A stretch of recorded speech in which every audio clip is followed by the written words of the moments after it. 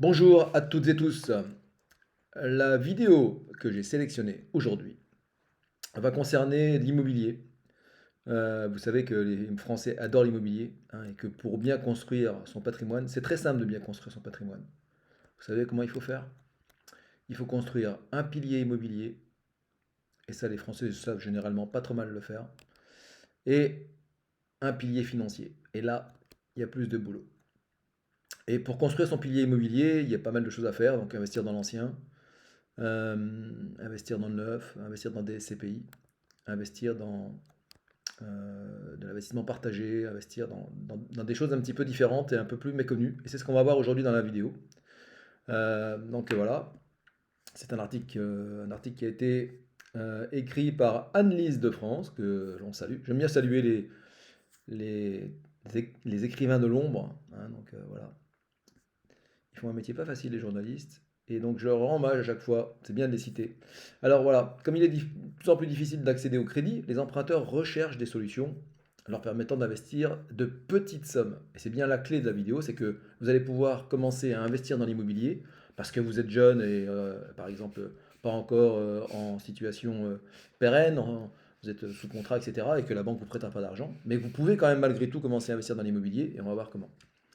Donc c'est une façon d'entrer sur le marché de l'immobilier, c'est ce que je viens un peu de vous dire. Mais gare aux promesses de gains rapides et faciles, on verra effectivement les choses à ne pas faire. Ils sont incompatibles avec le placement pierre, qui nécessite patience et longueur de temps. Alors ça oui, c'est une vertu incontournable lorsque l'on est investisseur, que ce soit dans l'immobilier ou dans le financier. Vouloir faire de l'argent très facilement et trop rapidement, en fait, voilà, ça n'existe pas. Celui qui vous propose ça, fuyez.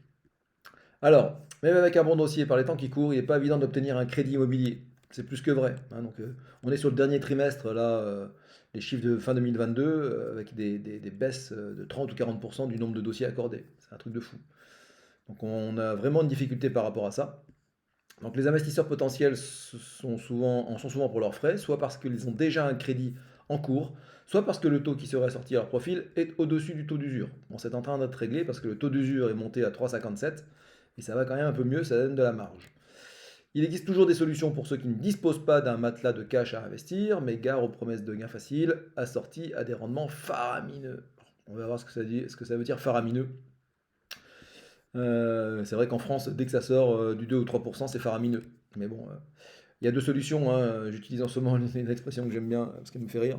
Mais soit vous faites partie du club des 99% qui sont en banque, donc qui placent leur argent en banque ou chez des assureurs. Et les banques et les assureurs vont se gaver pendant toute votre vie sur votre dos, il faut se le dire, hein, à un moment donné.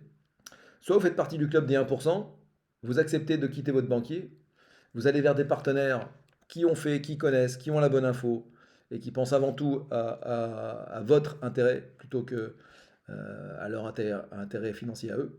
Hein, donc encore hashtag banque grand groupe d'assurance. Donc voilà, on verra ce que ça veut dire faramineux. On peut malgré tout avoir des très bons taux. Bien souvent, les néo-placements dans la pierre n'offrent aucun filet de sécurité. Ah, donc on va voir ça aujourd'hui. Alors, les SCPI, alors là, je vais pas dire, enfin, je vais pas passer trop rapidement sur les SCPI parce que c'est vraiment un placement, à mon avis, incontournable si vous avez envie d'investir dans l'immobilier. Voilà, pour la faire courte, c'est l'immobilier sans les contraintes. Investir depuis votre canapé à 5, 6, 7% net de taxes de charges avant impôt. Et donc vous pouvez investir cash ou à crédit. Et en investissant cash, vous pouvez effectivement acheter une première part à 195 euros et ensuite faire un versement programmé de 50 euros. Voilà, donc une manière d'investir des petites sommes dans l'immobilier, c'est la SCPI. Bon, j'ai pas lu le texte de la journaliste, mais en grosso modo, c'est ce que je viens de vous dire. Pour autant, j'aime bien les mises en garde. Donc, Hélène Barrot-Housset, qui est administrative de la Chambre nationale des conseils en gestion de patrimoine. Donc, voilà, ça rigole pas pour les confrères.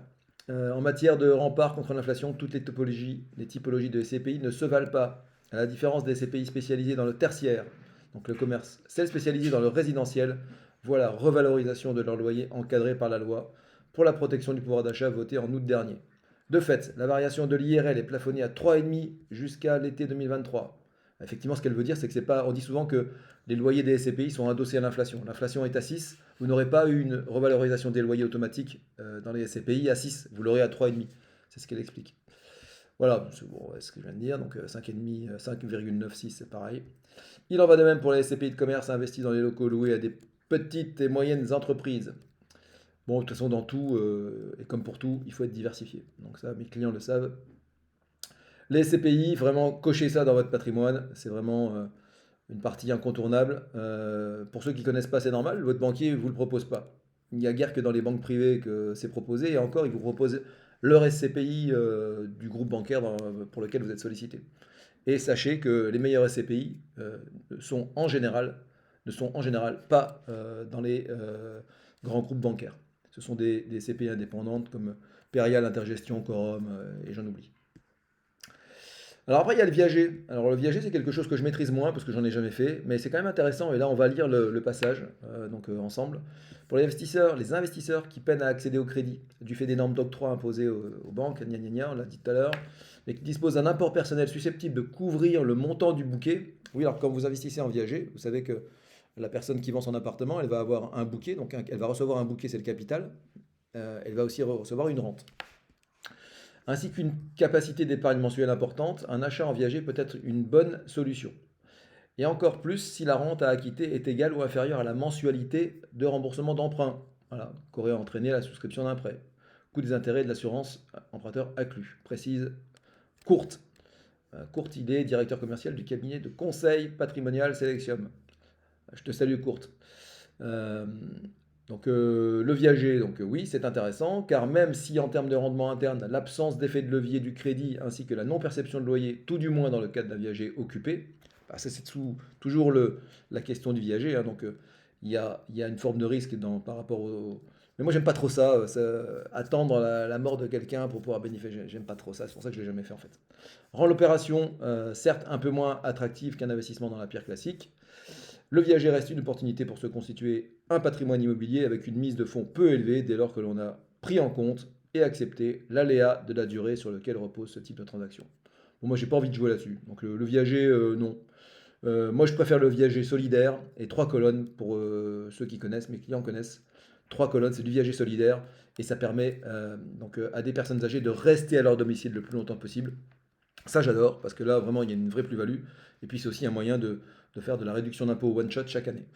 C'est vraiment une parenthèse que je comptais pas faire, mais donc pour 10 000 euros investis dans 3 colonnes, sur par exemple 2023, vous allez avoir une réduction d'impôt de 25%, 2 500 euros l'année suivante, en 2024. Et vous récupérez vos 10 000 euros 7 ans après. Voilà. Bon, là, je vais passer aussi très vite sur le troisième point qui est mis en avant. Donc, ça s'appelle le co-investissement en revenu partagé. Vous avez peut-être entendu parler de BRICS, Point Co, Tokim, etc. Bon, ça, j'aime pas du tout, hein. Donc, j'ai envie de dire fuyez. J'ai déjà lu des rapports de l'AMF ou autres qui mettent en avant. Bon, voilà, c'est assez peu clair. C'est très risqué. Et on vous promet des rentabilités de 10% par an. Ce qui arrive, hein, mais donc je trouve que c'est trop risqué. Je l'ai jamais fait, donc je ne suis pas celui forcément qui va vous en parler le mieux, mais n'hésitez pas à intervenir dans les commentaires si vous l'avez fait. Voilà, donc merci Annelise de France, merci pour cet article très intéressant sur la possibilité d'investir dans l'immobilier avec des petits montants, des petits montants. Si vous avez aimé cette vidéo, si vous avez appris quelque chose, si vous avez eu une petite plus-value dans ce que je vous ai transmis, n'hésitez pas à mettre un like, à cliquer sur le pouce bleu.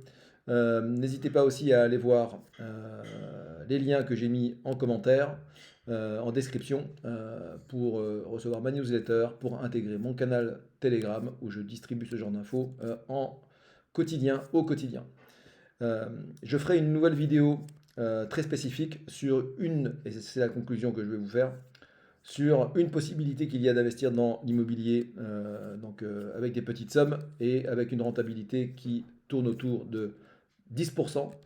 C'est avec un partenaire que j'aime beaucoup qui s'appelle Realty. Vous pouvez investir dès 50 euros, 50 dollars aux États-Unis. Et c'est ce qu'on appelle de l'immobilier tokenisé. Voilà. Mais si ça vous intéresse et soyez curieux, tapez Jean-Marc Jacobson sur Google ou ailleurs et vous trouverez des interviews. Et donc, il y a eu aussi un podcast super intéressant de Victor Ferry et de Xavier Delmas, créateur de valeur, ça s'appelle, où ils ont interviewé pendant plus d'une heure Jean-Marc Jacobson. Et moi, j'ai creusé le sujet vraiment assez longuement. Et je peux vous dire que là, c'est du très très lourd. Les frères Jacobson, c'est une carrière entière dans l'immobilier, c'est une présence dès le départ dans les crypto-monnaies, donc c'est pour ça qu'il connaît très très bien le système des crypto-actifs et de la blockchain. Et donc, lorsque je me suis fait mon opinion, j'ai donc validé tout ça, j'ai déjà investi chez eux, j'ai investi tous les mois, et je vous ferai une vidéo spécifique sur ce sujet. À très vite et à demain, d'ailleurs, puisque je produis une vidéo. C'est le challenge que je me suis imposé tous les jours. Il y a vraiment matière dans le domaine de la gestion de patrimoine, de l'argent, du gros argent, du placement, de l'investissement. À bientôt, à demain.